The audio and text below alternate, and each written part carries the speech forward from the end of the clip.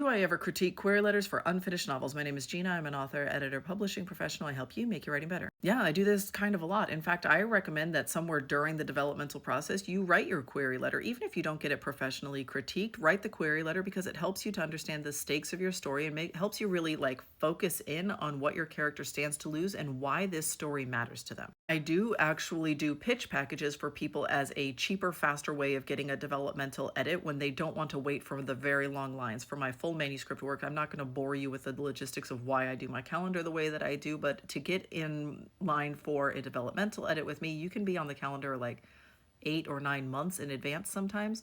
But my pitch packages, I'm able to usually get in within 5 or 6 weeks. In that pitch package, we'll go over your query letter, make sure that you understand who your main character is, what they are doing within the story, what is at stake for them, and really focus and make sure that there's a plot, not just vibes to this story. We'll also look at your synopsis and make sure that you don't have a whole bunch of like backstory filling up before you get to an inciting incident. Make sure that you actually have a resolution and an ending that is going to feel satisfactory. Make sure that you have all of the story beats and that you are able to explain and articulate subplots and all of the secondary characters. Lastly, I go through your first 10 pages, and sometimes I read the first 10 pages and I'm like, oof, this ain't it. This is not the right place to start your novel. So then someone will send over a different set of opening 10 pages, and then I can critique those.